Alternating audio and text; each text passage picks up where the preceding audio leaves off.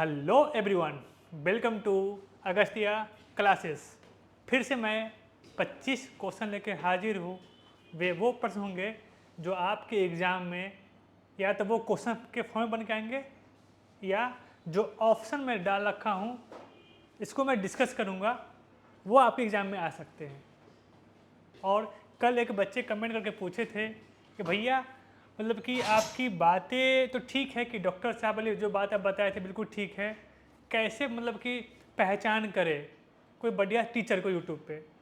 तो कुछ नहीं बाबू, करना है 5 से 10 दिन, एक सप्ताह क्या करना है, उनका वीडियो देख लीजिए और प्रैक्टिस सेट पे सीधे आइए। क्या उनसे कुछ बेनिफिट हुआ है, कुछ सीखने को मिला है? अगर मिला तो ठीक है, नहीं तो दूसरा चैनल देखिए। ऐसे बहुत से हैं, आप कर सकते हैं। लेकिन दोस्तों मैं आपको बता देता हूँ कि मेरे ग्रुप में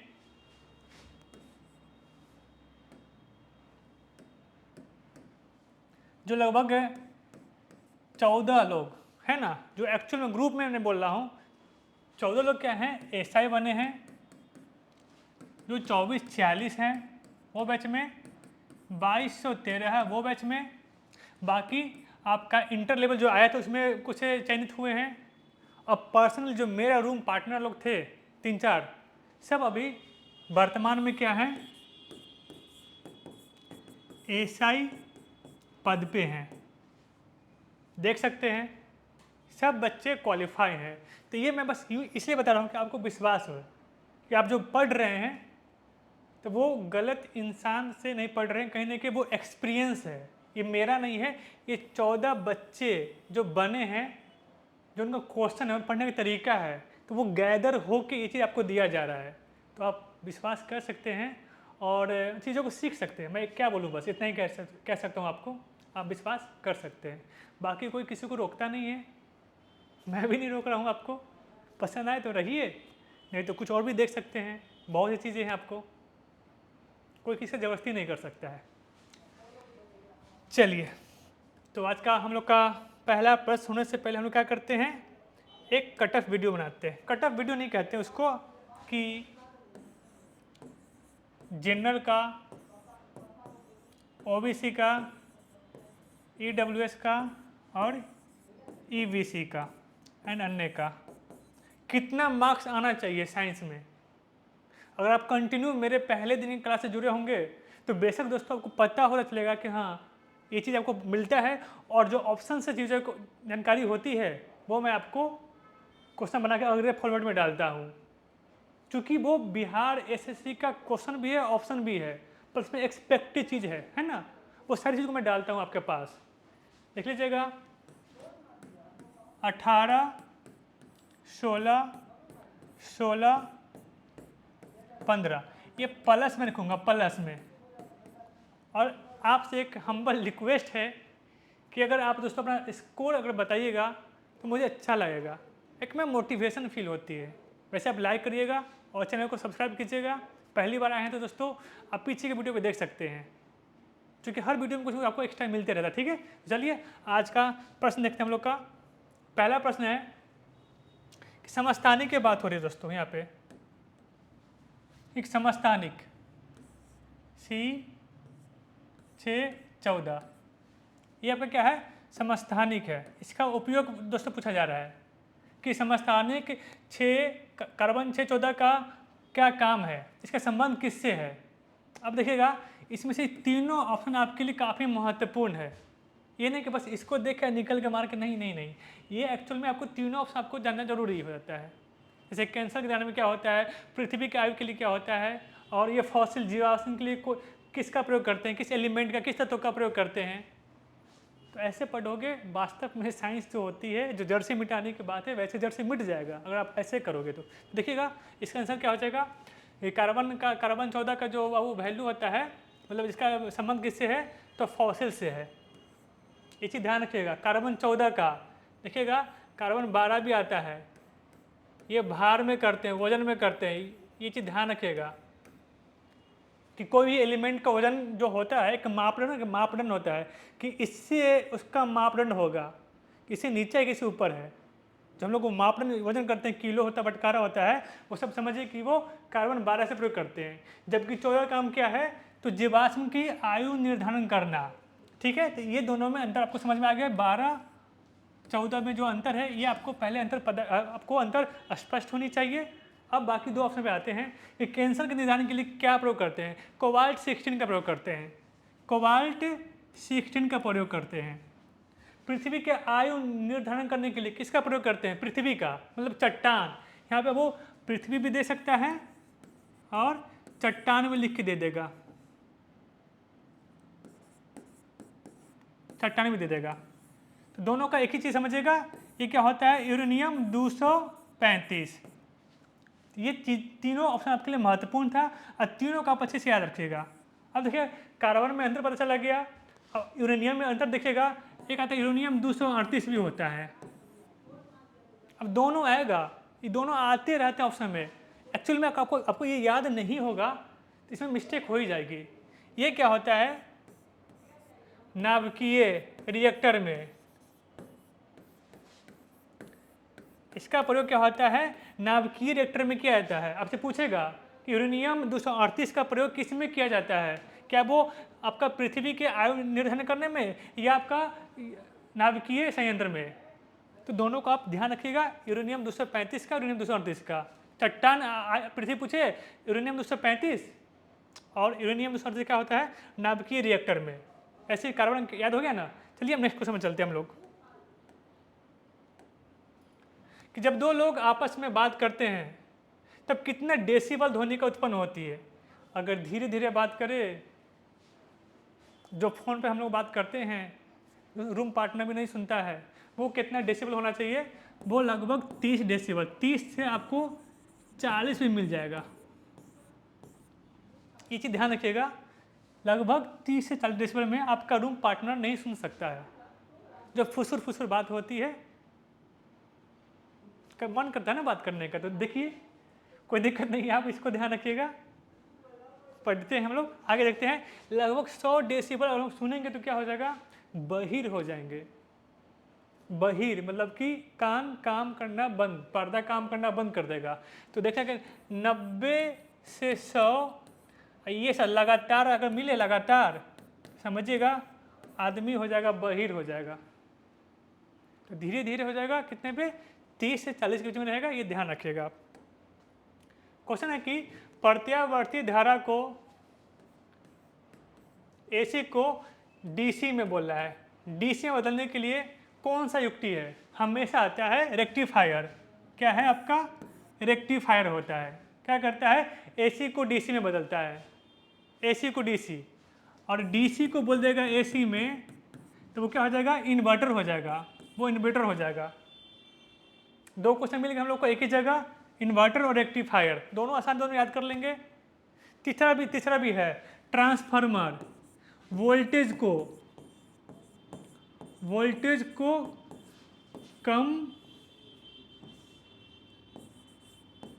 कम या ज़्यादा पूछेगा कि धारा को कम या ज़्यादा कौन करेगा, ऑप्शन ये सब आ जाएगा आपका। तो ट्रांसफार्मर याद रखिएगा। रेक्टिफायर क्या करता है, एसी को डीसी में, जबकि डीसी को एसी में, एसी में कौन करेगा, तो आपको इन्वर्टर करेगा। कोई दिक्कत नहीं होना चाहिए। चलिए दोस्तों हम अगले क्वेश्चन पे चलते हैं।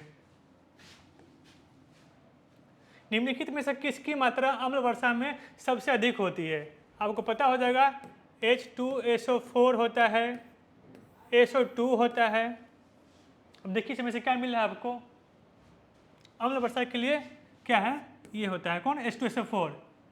अम्लराज इसे बोलते हैं, क्या बोलते हैं, अम्लराज भी बोलते हैं इसको। इसका प्रयोग आप लोग इंजन में भी करते हैं, ठीक है ना, इसको ध्यान रखिएगा आप लोग। आइए, एक कार्बन क्रेडिट समतुल्य है। अगर आप पिछले वीडियो को देखे होंगे तो ये प्रश्न दोबारा आ गया है। एक कार्बन क्रेडिट किसके समतुल्य होते हैं, टन कार्बन CO2, 1 टन मतलब कि 1000 kg CO2 क्या हो जाएगा, CO2 हो जाएगा, CO2 हो जाएगा। तो ये आप ध्यान रखिएगा। अगला क्वेश्चन है कि उष्मा को वैद्युत ऊर्जा में परिवर्तन करने के लिए किसका प्रयोग करते हैं? मैं फिर से बोल रहा हूँ दोस्तों, आपको फिजिक्स में यंत्र याद पूरा कर लेना है। यंत्र से क्वेश्चन बन के आते हैं, देखो आया ना, कल भी आया था यंत्र, आज भी आ रहा है, यंत्र से क्वेश्चन बन के आते रहते हैं।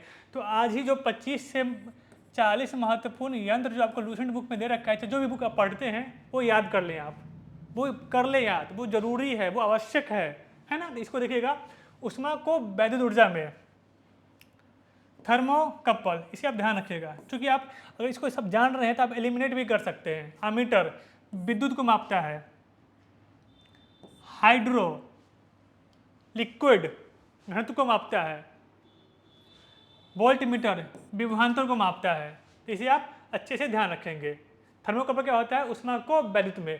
तो अब चारों ऑप्शन आपके लिए महत्वपूर्ण है, चारों से आपके कोई ना कोई एग्जाम पर बनते रहते हैं। हाइड्रो, हाइग्रो, आमीटर हो गया, ठीक है। आइए क्वेश्चन नंबर 7 है कि मानव नेत्र के संबंध में नीचे दिए गए कथनों पर विचार करेंगे। कोई दिक्कत नहीं, कर लेते हैं विचार, जब बोला जा रहा है तो करते हैं विचार। मानव नेत्र में प्रकाश कॉर्निया से होकर प्रवेश करता है, कॉर्निया पुपिल, ठीक ना, कॉर्निया से होकर प्रवेश करता है, ये बोल रहा है भाई साहब, मान लिए।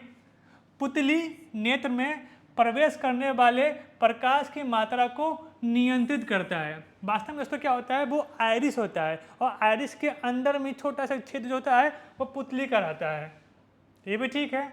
रेटिना पर किसी भी वस्तु का प्रतिबिंब उल्टा वास्तविक बनता है, बिल्कुल ठीक है। जबकि दोस्तों ये प्रतिबिंब को सीधा कौन करेगा? तो वो मस्तिष्क में जाता है, वहाँ पे सीधा होके आता है, बिल्कुल ठीक है। प्रतिबिंब हमेशा कहाँ बनता है? रेटिना पे बनता है। ये तीनों पॉइंट आप ध्यान रखिएगा, 1 2 3, ठीक है। हाँ, आपको पता होगा कॉर्निया के बारे में कि नेत्रदान में किसको दान किया जाता है? आपको कॉर्निया मिलेगा ऑप्शन में, आपको पुतली मिलेगा, आपको रेटिना मिलेगा।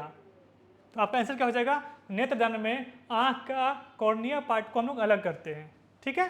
चलिए क्वेश्चन नंबर चलते हैं हम लोग 8 पे। ये आपका जो आते रहता है हमेशा एग्जाम में, अब वो क्या कर रहा है? कौन सम्मिलित नहीं है। हमेशा ध्यान रखना, प्रश्न के अंतिम में, प्रश्न के जो अंतिम जब पूछा जाता है उसे आप ध्यान रखिएगा, क्योंकि क्वेश्चन का डिसाइड वहीं से होता है कि नहीं है ना। जब तक ये नहीं पढ़ोगे तब तो पता नहीं चलेगा। देखिएगा, फूलों की खेती फ्लोरिकल्चर ठीक है, फसलों की खेती एग्रोनॉमी बिल्कुल ठीक है, सब्जियों की खेती ओलरीकल्चर होता है। क्या होता है? ओलरीकल्चर होता है, ओलेरी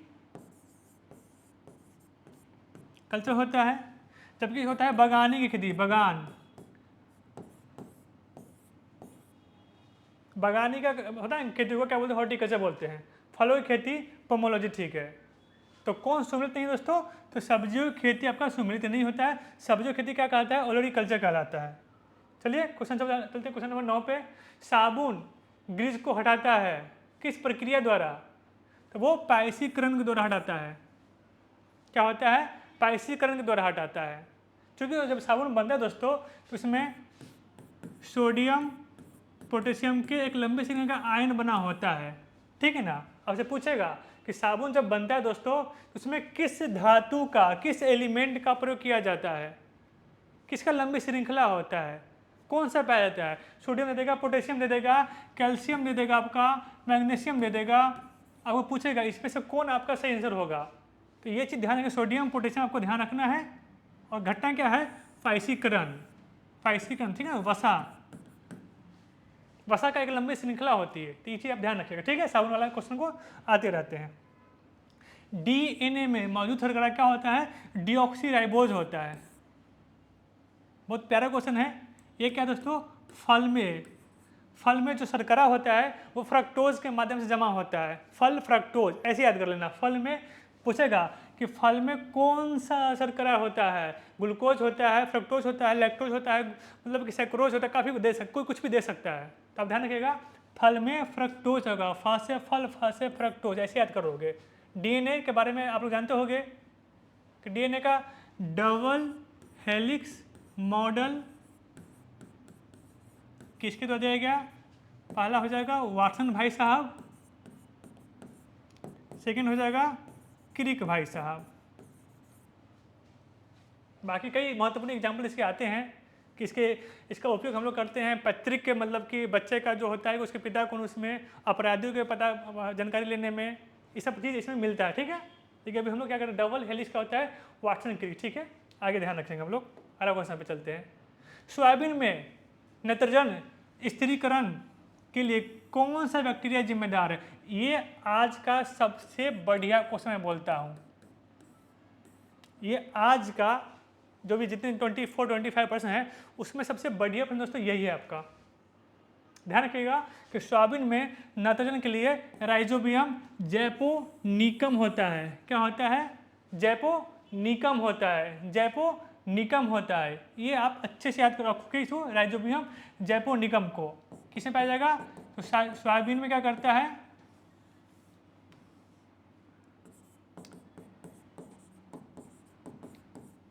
नाइट्रोजन स्थिरीकरण करने वाला बैक्टीरिया का नाम क्या है? जैपोनिकम, जैपोनिकम, ठीक है। आइए क्वेश्चन आपका 12 है कि हमारे शरीर का अधिकतम भार किसका बना होता है? 60 से 65% भाग जल का बना होता है। 60 से 65% भाग, देख लीजिएगा कौन होगा? जल जाएगा। इसे आप ध्यान रखिएगा, ठीक है। अगला क्वेश्चन, मानव शरीर में पूंछ कौन सी संरचना से संलग्न होता है? अब आपके एग्जाम में जो कि दरोगा के लिए स्पेशल क्वेश्चन आता है दोस्तों, समजात अंग से, समजात, समरूप, और इसको क्या बोलते हैं, लास्ट वाला अंग का नाम है मैं याद नहीं आ रहा है, हाँ याद आ गया, अवशेषी बोलते हैं।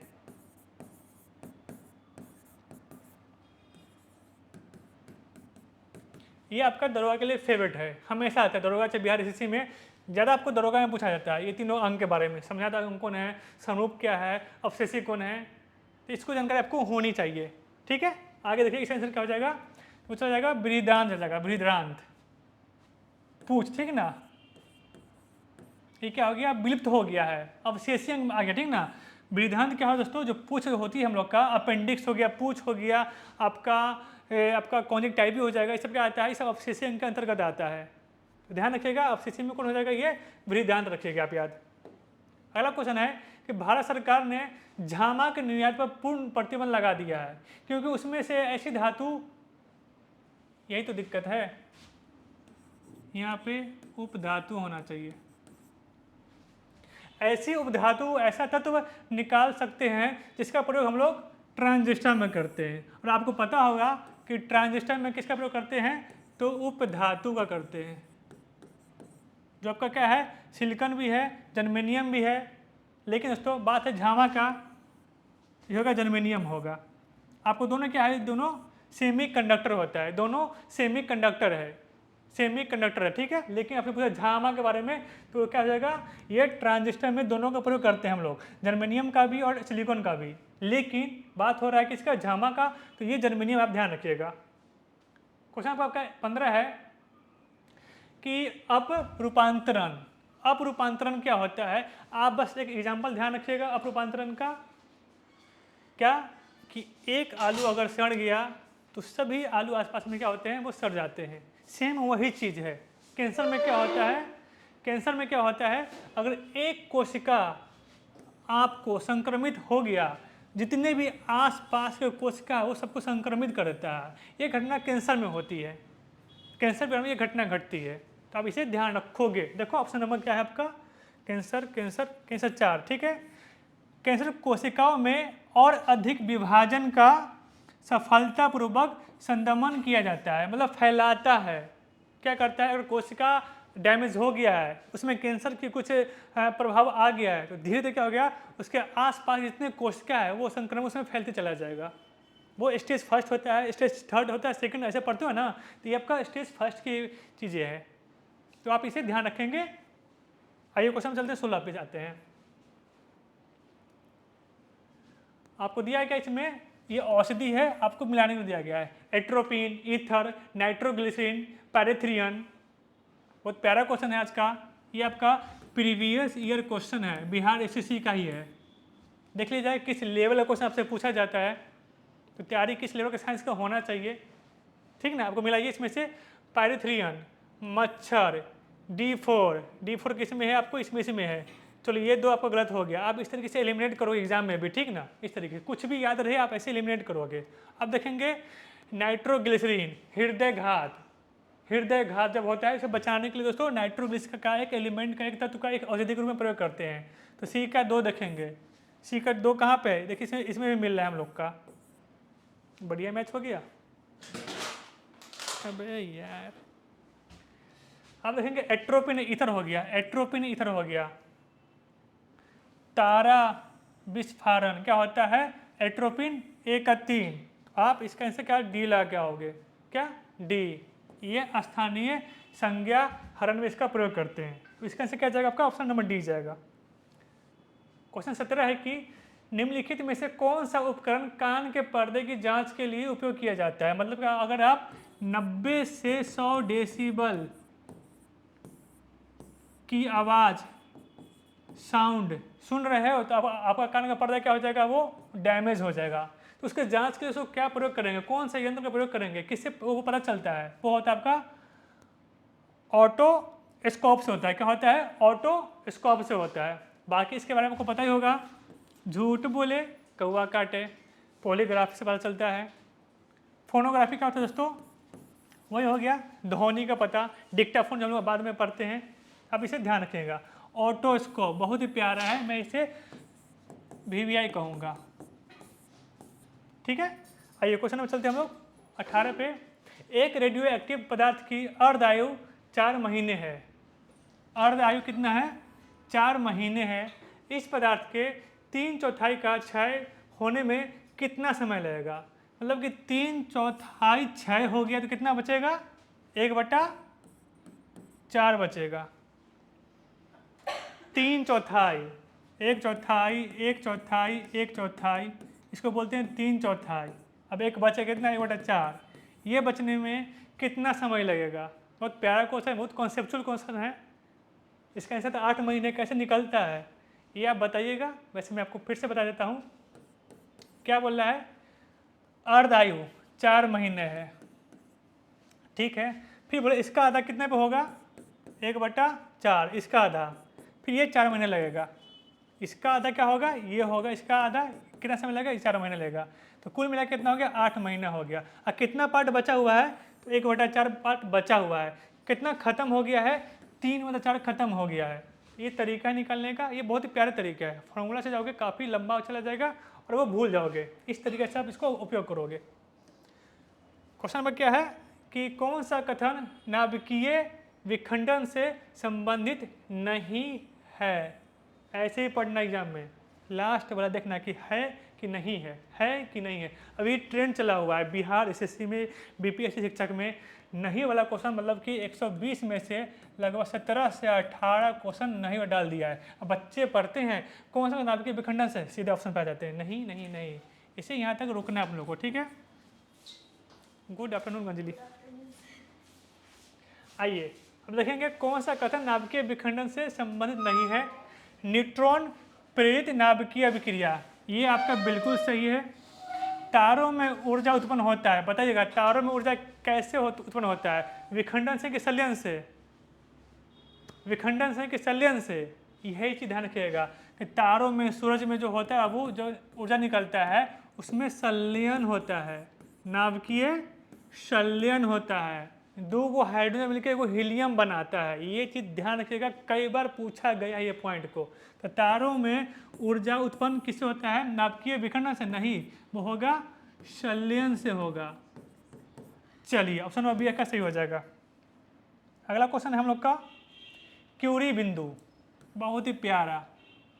जो मूवी देखते होंगे उसको पता होगा, इमरान हाशमी का नाम आप लोग जानते होंगे, उसको चुंबन देवता बोला जाता है ना। ये चीज़ समझिएगा, इमरान हाशमी को चुंबन देवता बोला जाता है। अब क्या होता है, तापमान, बस इसी को याद रखना है कि क्या होता है, चुंबकीय गुण समाप्त हो जाएगी।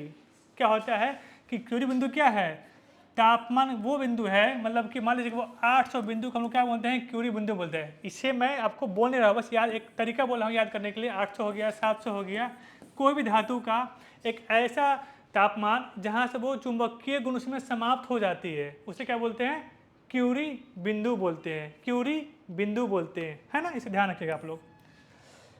क्वेश्चन आपका 21 है, उद्देश्य प्रस्ताव कब और किस द्वारा, ये साइंस का प्रश्न है, ये साइंस का प्रश्न है।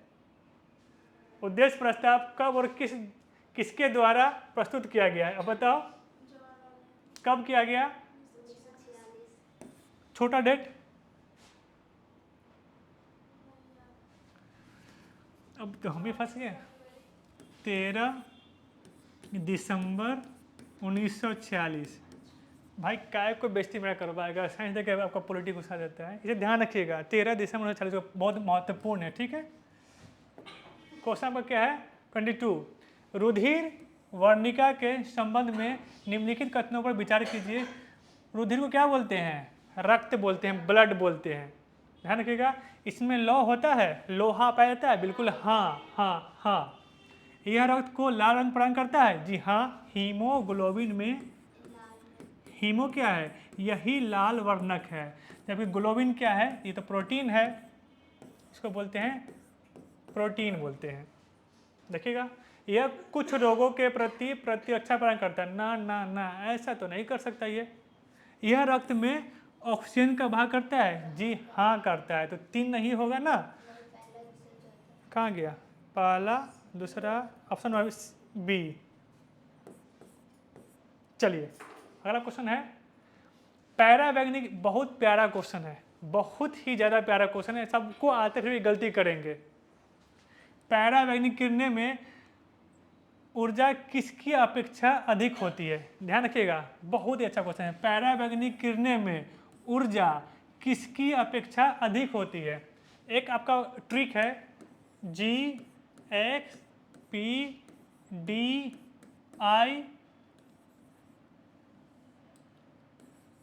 लघु दीर्घ, ये जितने भी आपको इस प्रकार से प्रश्न बनेंगे, यही फॉर्मूला से काम बन जाएगा। GHPDI, G से गामा, X से एक्सरे, P से पैरावैग्नी, D से दृश्य प्रकाश, I से इंफ्रारेड, मतलब कि अवरक्त बोलते हैं इसको, इंफ्रा को बोलते हैं, ठीक है। अब पूछ रहा है कि पैरावैग्निक किरणें में ऊर्जा किसकी अपेक्षा अधिक होती है, अब बताओ